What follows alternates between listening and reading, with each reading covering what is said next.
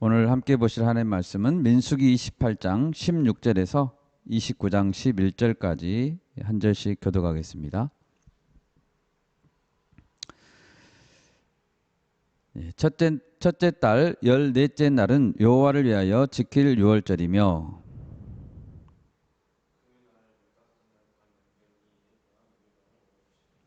그 첫날에는 성회로 모일 것이요 아무 일도 하지 말 것이며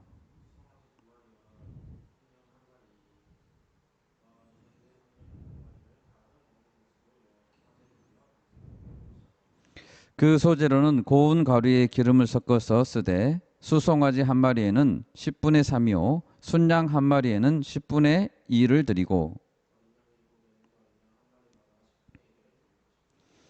또 너희를 속죄하기 위하여 순염소 한 마리로 속죄제를 드리되 너희는 이 순서대로 이레 동안 매일 여호와께 향기로운 화제의 음식을 드리되 상번제와 그 전제 외에 드릴 것이며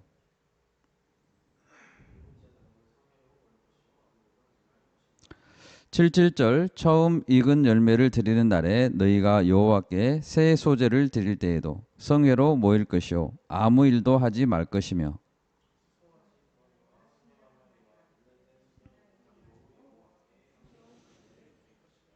그 소재로는 고운 가루에 기름을 섞어서 쓰되 수송아지 한 마리마다 10분의 3이요 순양 한 마리에는 10분의 2요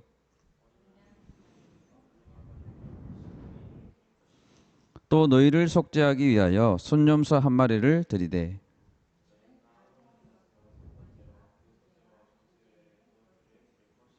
일곱째 달에 이르러는 그 달 초하루에 성회로 모이고 아무 노동도 하지 말라.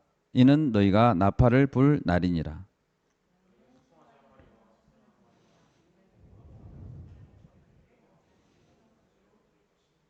그 소재로는 고운 가루에 기름을 섞어서 쓰되 수송아지에는 10분의 3이요 순양에는 10분의 2요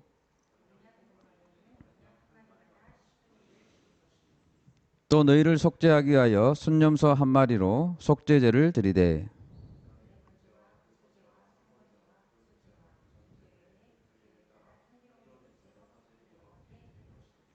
일곱째 달 열흘 날에는 너희가 성회로 모일 것이요 너희의 심령을 괴롭게 하며 아무 일도 하지 말 것이라.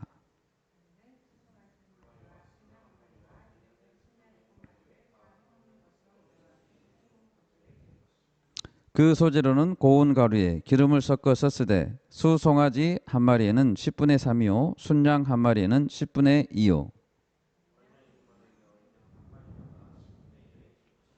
같이 읽습니다. 속죄제와 상번제와 그 소제와 그 전제 외에 순염소 한 마리를 속죄제로 드릴 것이니라. 아멘. 제가 기도하겠습니다. 고마우신 하나님 아버지 감사합니다. 이 시간에 우리가 함께 모여 주님의 말씀을 듣고 주님을 찬양하며 주님께 예배하기를 소원합니다. 주님 우리의 예배 가운데 함께하여 주시고 우리가 말씀을 들을 때 주님께서 주시는 그 말씀으로 받게 하여 주시고 그 말씀에 순종할 수 있는 믿음도 허락하여 주시옵소서. 우리의 분주한 마음들을 내려놓고 주님께서 하시고자 하시는 그 말씀을 듣고 그 말씀 심령에 잘 새길 수 있도록 주여 인도하여 주시옵소서. 주님 한 주간 우리가 살아야 될 영의 양식을 주님께서 주시기를 간절히 소원합니다. 이 말씀이 이번 한 주간도 우리를 붙들고 우리를 인도하여 갈 수 있도록 주여 인도하여 주시옵소서. 감사드리고 예수님의 이름으로 기도합니다. 아멘.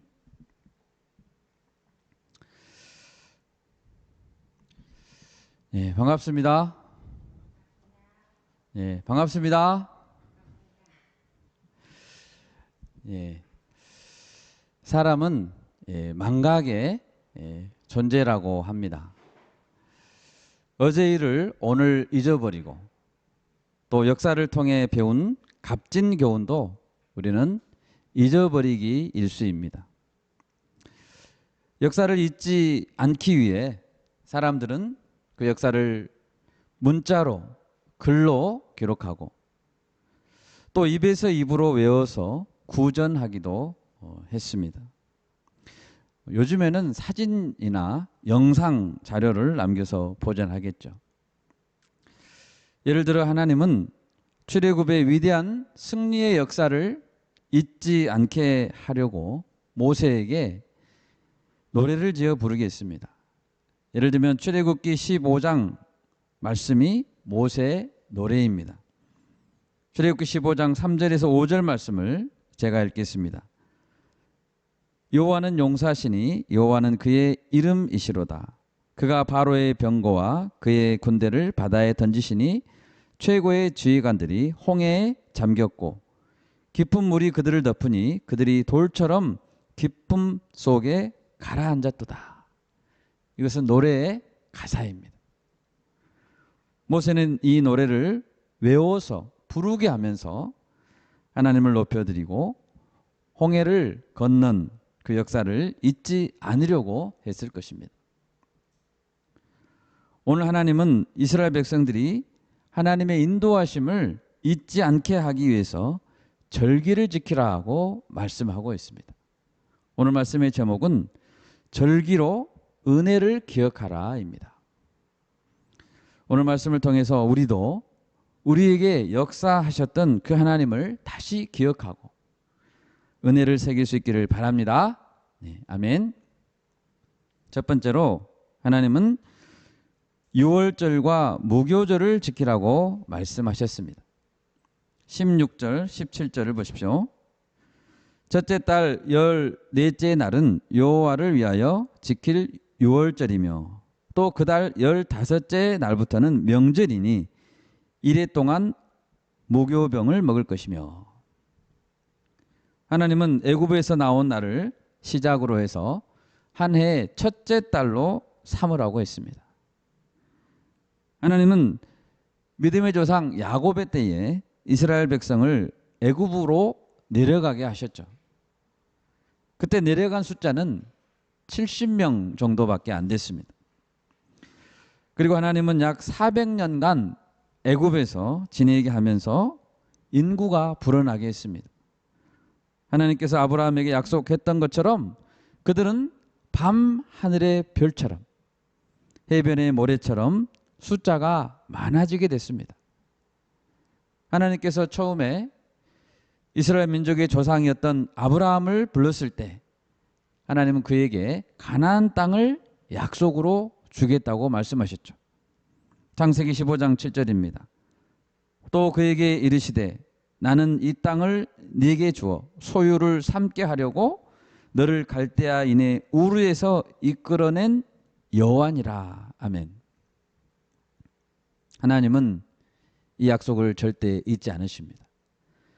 하나님은 가나안으로 내려간 지 400년이나 가나안 땅에서 애굽으로 내려간 지 400년이나 지났지만 결코 이 약속을 잊지 않으시고 이제는 애굽에서 가나안으로 다시 올라오게 하고자 하십니다. 그것이 출애굽 사건이죠. 여러분, 하나님께서 마지막으로 주신 성경 요한계시록 말씀이시죠.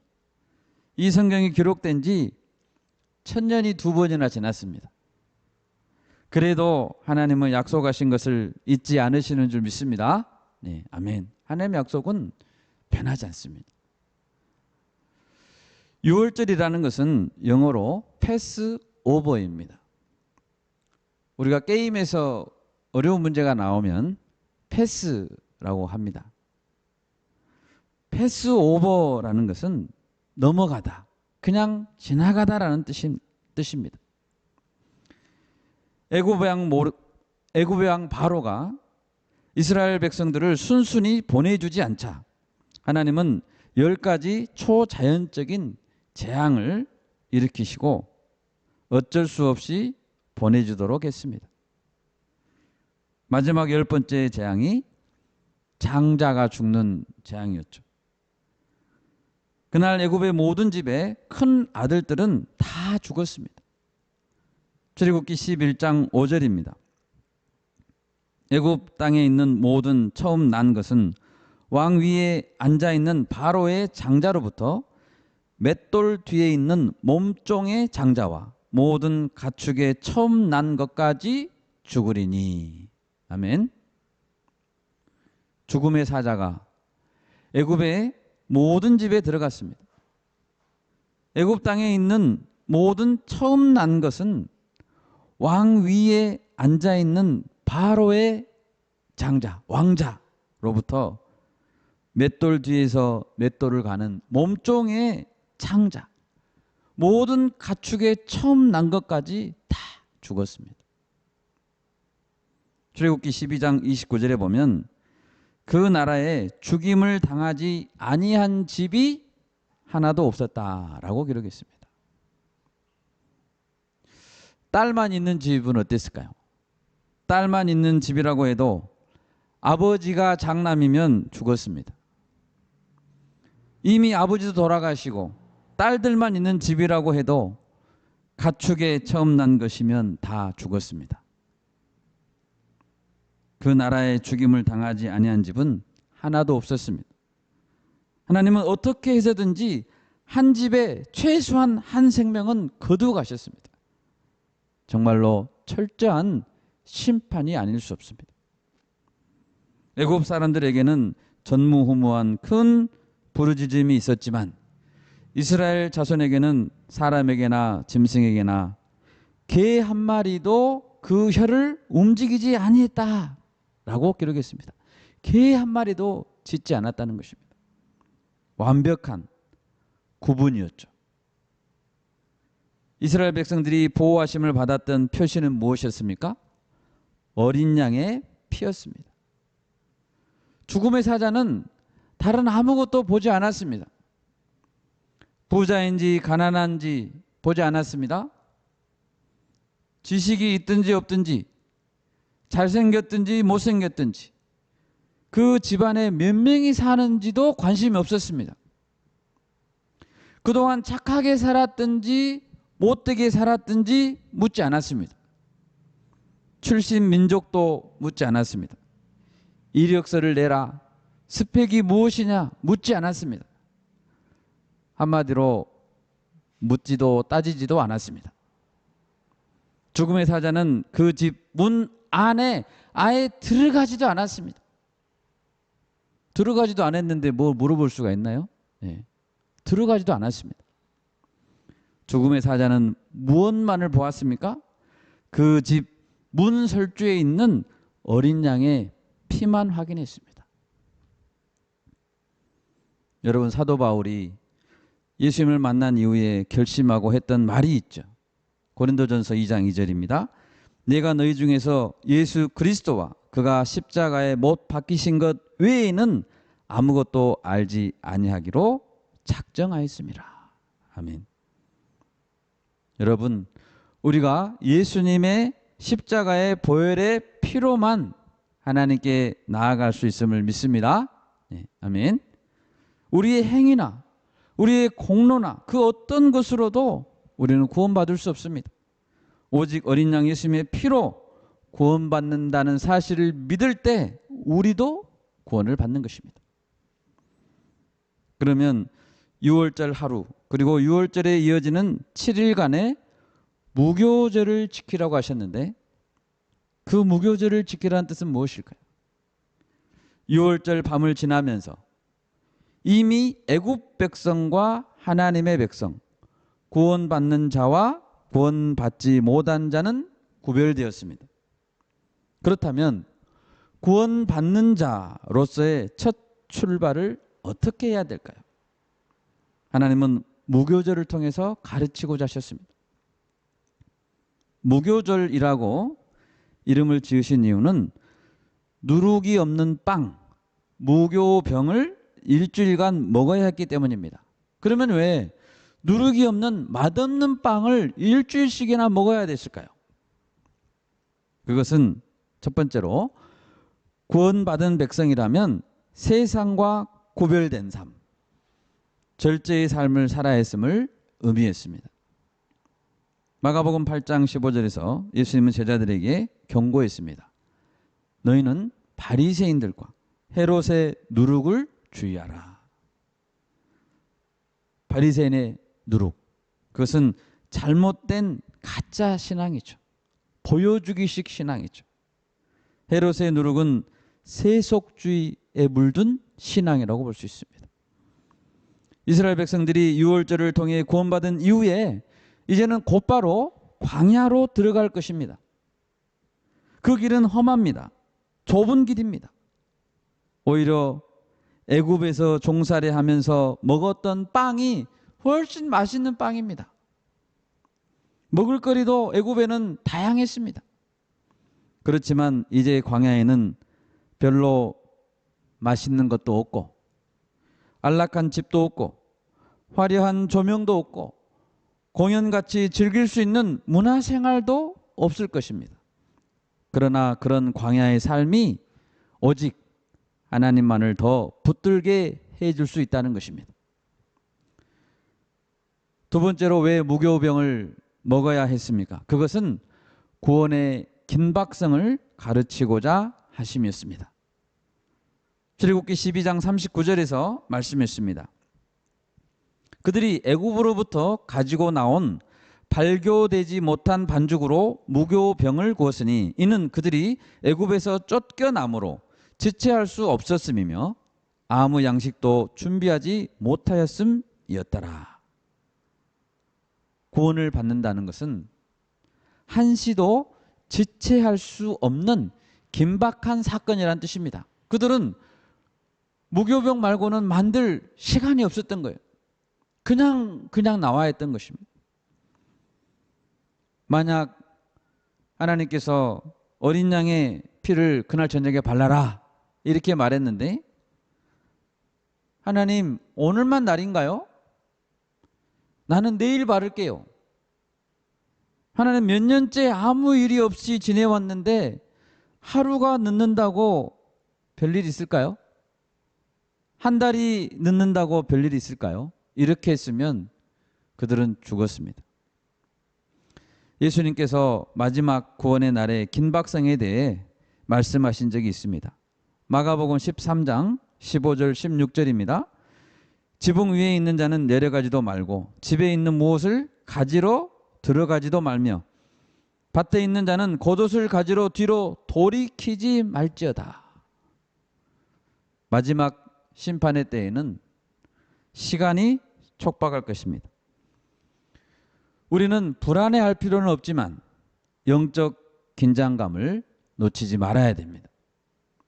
1년 후의 일, 3년 후, 7년 후의 일을 기대할 수 없고 그날이 올지 안 올지 우리는 알지 못합니다. 우리는 바로 오늘부터 삶을 단순화하는 작업을 해야 하고 언제든지 광야의 길로 떠날 준비를 해야 하는 것입니다. 믿으십니까? 아멘. 제 주변에 어떤 한 형제가 있습니다. 그 형제는 한 달 후에 군대를 들어가는 형제입니다. 그 형제는 한 달 후에 이제 몇 주 안 남았습니다. 몇 주 후에 군대를 들어가야 합니다.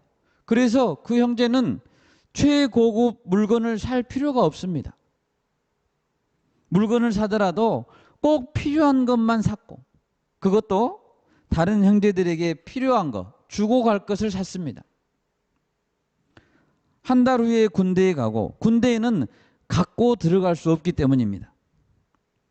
뭔가를 결정할 때에도 그는 눈치를 보지 않았습니다. 왜요? 군대 가니까. 오르면 예, 옳지 않으면 아니요 라고 분명하게 말했습니다. 여러분 우리는 언제라도 천국에 들어갈 자들입니다. 아멘. 부르시면 가야 됩니다. 그 때가 그 언제인지 그 시간이 언제인지 우리는 알지 못합니다. 우리에게 중요한 것은 바로 오늘을 진리로 사는 것입니다. 물론 1년 365일 맛없는 빵만 먹으라고 한 건 아니죠. 그러나 성도는 언제든지 누룩 없는 맛 없는 빵을 먹기를 각오해야 하고 언제든지 주님이 주신 사명이 다하는 날 그날 천국에 올라갈 소망을 붙들어야 될 줄 믿습니다. 우리가 이처럼 구원의 은혜와 영적 긴장감을 놓치지 말기를 바랍니다. 두 번째로 하나님은 77절을 지키라고 하셨습니다. 민수기 28장 26절을 보십시오. 77절 처음 익은 열매를 드리는 날에 너희가 여호와께 새 소제를 드릴 때에도 성회로 모일 것이요 아무 일도 하지 말 것이며. 이 77절에 관한 다른 말씀 신명기 16장 9절 10절에서 이렇게 말씀하셨습니다. 7주를 셀지니 곡식의 낫을 대는 첫날부터 7주를 세어 네 하나님 여호와 앞에 77절을 지키되 네 하나님 여호와께서 네게 복을 주신 대로 내 힘을 헤아려 자원하는 예물을 드리고 라고 했습니다. 77절은 보리 추수의 첫 열매를 주심을 기념하라는 절기입니다. 첫 곡식의 낫을 대서 거둔 날부터 50일째 되던 날에 지키라고 했습니다.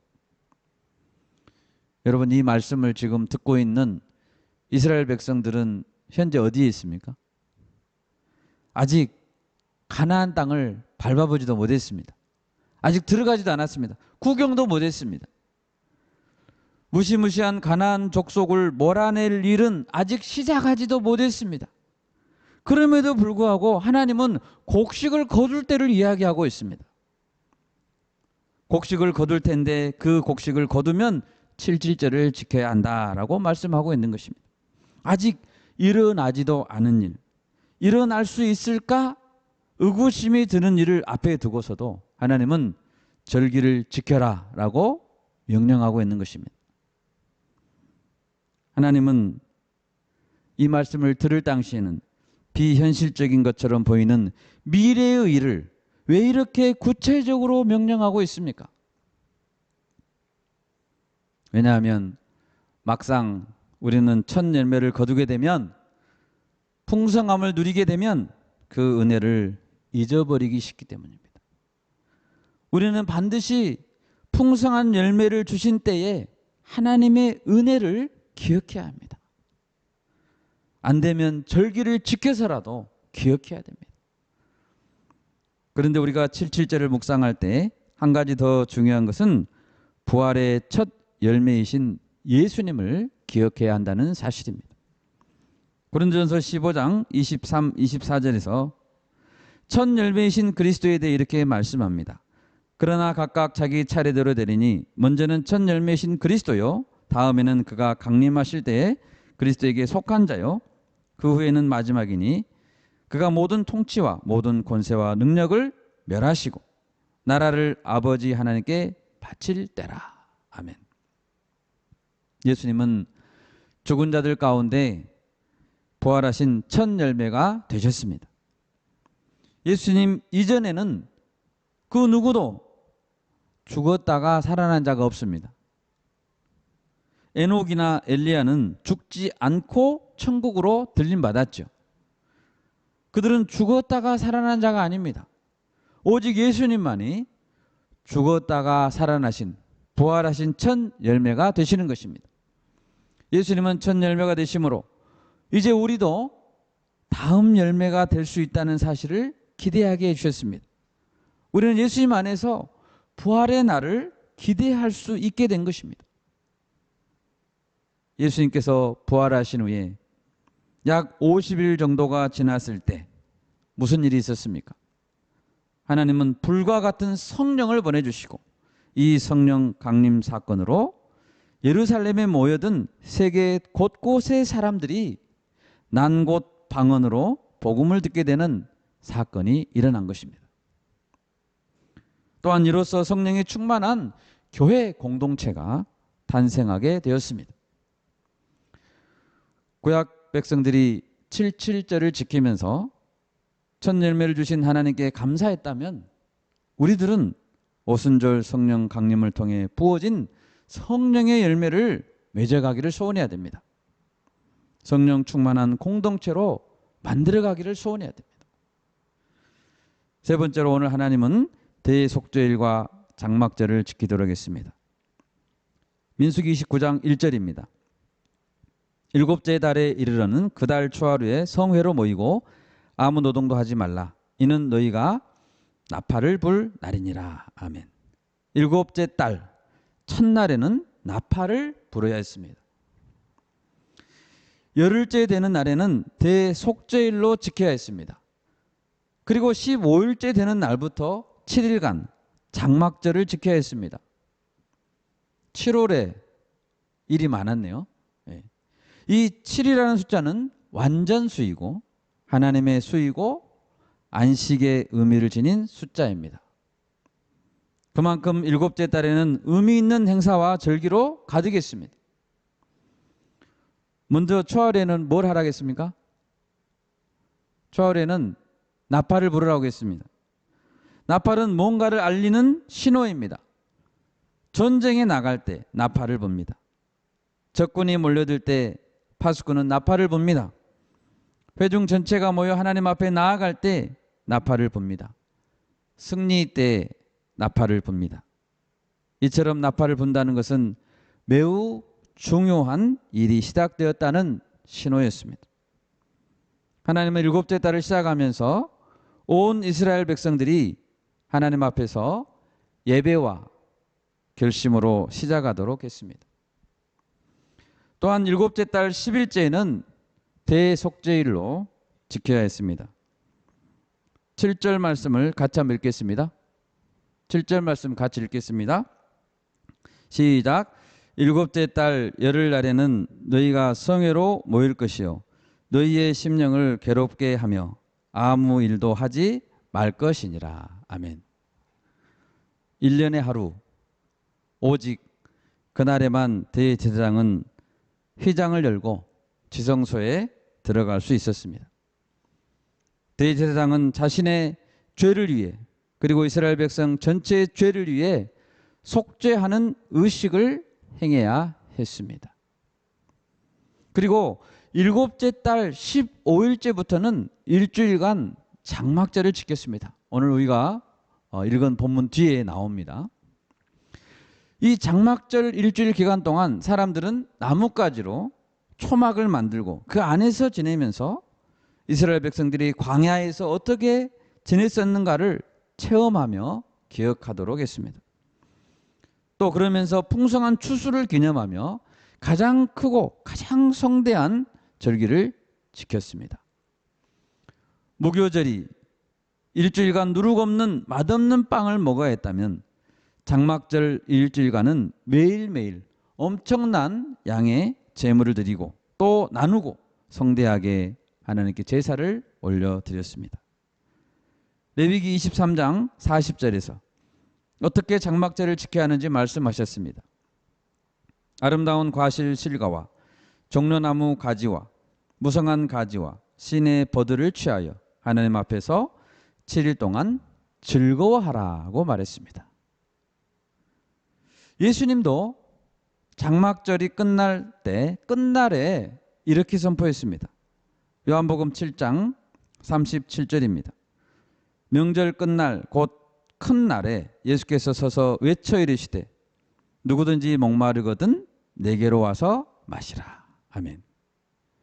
누구든지 목마르거든 내게로 와서 마시라. 예수님의 선포는 구원의 완성을 선포하신 것입니다. 예수님을 믿고 나오는 자는 그 속에서 영생하도록 솟아나는 샘물을 마실 수 있는 것입니다. 그런데 여기서 중요하게 기억해야 될 것이 한 가지 있습니다. 일곱째 달에 풍성한 장막절을 보내라고 했죠. 근데 그 장막절에 앞서 반드시 지켜야 할 날이 있는데 무슨 날이었습니까? 10일째 대속죄일이었습니다. 대속죄일에는 심령을 괴롭게 하고 회개해야 한다고 했습니다. 29장 7절을 다시 한번 볼까요? 일곱째 달 열흘 날에는 너희가 성회로 모일 것이요 너희의 심령을 괴롭게 하며 아무 일도 하지 말 것이니라. 여러분, 우리가 하나님 앞에서 새 출발을 하고자 할 때 그 출발점은 어디가 되어야 합니까? 나를 죄로부터 구원해 주신 하나님의 은혜를 기억하고 새기는 것이 되어야 합니다. 통회하는 마음으로 죄를 미워하고 거룩하신 하나님을 기억해야 됩니다. 하나님은 이를 위해 대제사장을 통해 휘장을 거두어 지성소를 열어주시고 하나님 앞에 나오기를 원하셨습니다. 그것이 대속죄일입니다. 대속죄일에 대제사장은 휘장을 넘어서 지성소로 나아갔던 것입니다. 이때 대제사장은 지성소로 들어갈 때 죽을 각오를 하고 들어갔다고 합니다. 목숨을 걸었습니다. 너희의 심령을 괴롭게 하라는 것은 목숨을 걸 정도로 죄를 진정으로 슬퍼하라는 것입니다. 예수님은 38년 된 병자를 고치신 후에 이렇게 말했습니다. 요한복음 5장 14절입니다. 그 후에 예수께서 성전에서 그 사람을 만나 이르시되 보라 네가 나았으니 더 심한 것이 생기지 않게 다시는 죄를 범치 말라. 현장에서 가늠하다 잡힌 여인에게도 말했습니다. 요한복음 8장 11절입니다. 나도 너를 정죄하지 아니하노니 가서 다시는 죄를 범하지 말라. 자신의 죄에 대해서 애통해하며 다시는 범죄하지 말아야 되겠다라는 결단이 필요합니다. 그것이 너희의 심령을 괴롭게 하라는 것입니다. 구약에 1년에 한 번 대제사장이 지성소에 들어갔다면 예수님은 단번의 제사로 대속죄일을 완성했습니다. 예수님이 십자가에서 죽으신 이후에는 대속죄일을 이제는 지킬 필요가 없습니다. 날 위해 십자가에서 죽으신 대제사장이신 예수님이 지성소로 가는 휘장을 열어놓으셨기 때문입니다. 여러분, 우리는 성도로서 장막절의 축제, 용서의 기쁨을 누릴 수 있습니다. 그런데 반드시 그 전에 통회하며 속죄하는 대속죄를 지나가야 됩니다. 자신의 죄 문제를 들고 나아가 철저히 회개하고 그리스도의 용서의 은혜를 덧입어야 하는 것입니다. 대속죄를 건너뛰고 장막절로 나아갈 수 없습니다. 우리가 신앙생활 중에 기쁨과 감사와 감격이 없는 것은 심령을 괴롭게 하라는 말씀이 없기 때문입니다. 곧바로 성대한 장막절로 가기를 원하기 때문입니다. 자신의 죄를 진정으로 회개하고 뉘우침이 없이 열매만을 누리려고 하기 때문에 우리에게 기쁨과 감격이 없는 것입니다.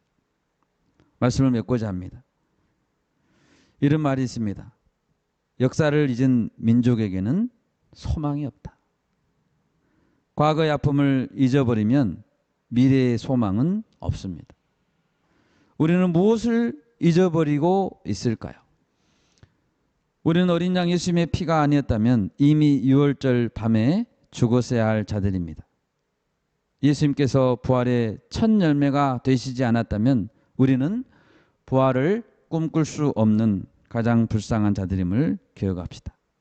그리고 마지막으로 장막절의 성대한 축제를 누리고 즐기기 전에 반드시 속죄의 주님, 우리의 속죄를 통해서 통회하고 괴로워하는 회개의 과정을 우리가 통과해야 되겠습니다. 우리 신앙의 출발점은 바로 십자가에서 죽으신 그리스도임을 다시 한번 새길 수 있기를 바랍니다. 이 말씀으로 한 주간도 살아냅시다. 아멘.